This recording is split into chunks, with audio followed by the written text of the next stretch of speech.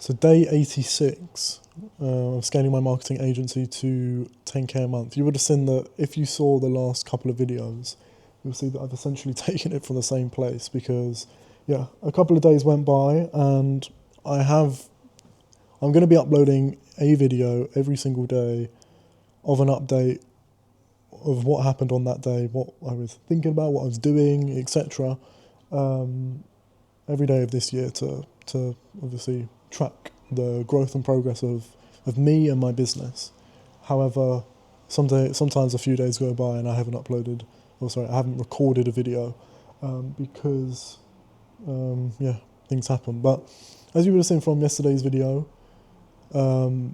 essentially talking about the fact that the last couple of weeks have been really busy, really good, but extremely transformational as well. So today and yesterday were a bit more unproductive than usual because it's just like, oh my god, like lots going on, just need like some space to like think about all of this. So I think the biggest thing that kind of happened today was that I had a call with my mum that was kind of talking about it because I quite like that every now and then because it's obviously just a different perspective where obviously I don't see my parents much at the moment because obviously I'm quite far away from them, but obviously I'm moving back down there fairly soon, so we're kind of talking about like the logistics of it, and it just started to feel a lot more real. Like she's coming up here like 3 days before I'm gone, like three days before I'm taking the train back myself, essentially.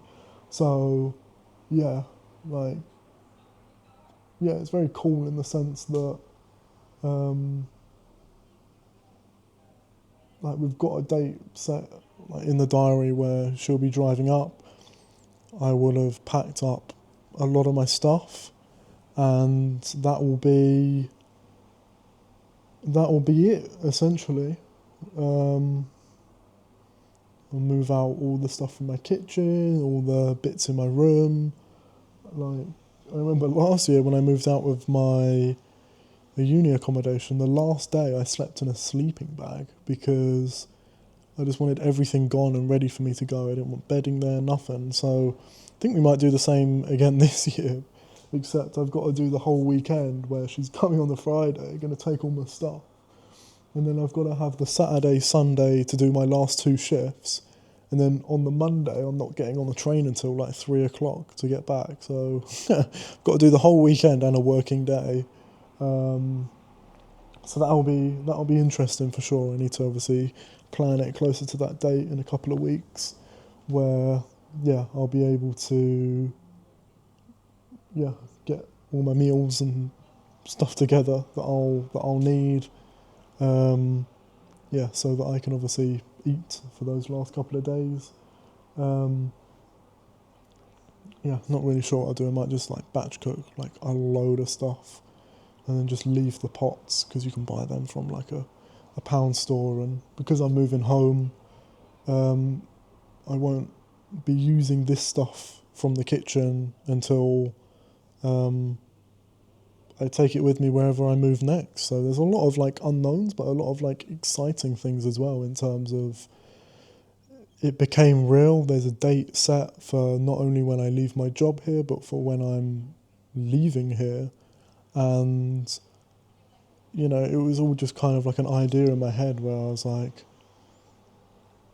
when I first moved here, I thought I would be here until like the end of July, and I'll be gone before the end of April. So that's like 3 months early, essentially. Um, yeah, like by the 20th. So less than a month away. But yeah, today was just a day where, again, I was a little bit unproductive. I didn't get as much done because luckily I had the tail end of this week quite free from just meetings and things like that. But yeah, just really excited to move forward now because I feel like I've had a good reset on everything in terms of the business is good, so it's on a good trajectory, if I can even speak. But there's certain things I need to do to obviously get it to be in a better place, as always. But the good thing is, I know what those things are. I've got a plan in place in terms of my life and getting back home and doing the last 10 shifts that I need to here.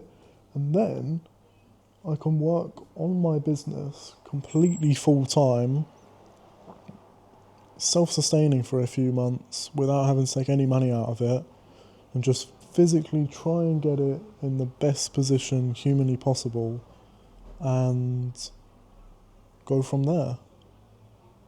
Weirdly, like, I feel that when I think about that, like, oh God, I'm going to be out of a job, I'm not in education, I'm working on a business full time.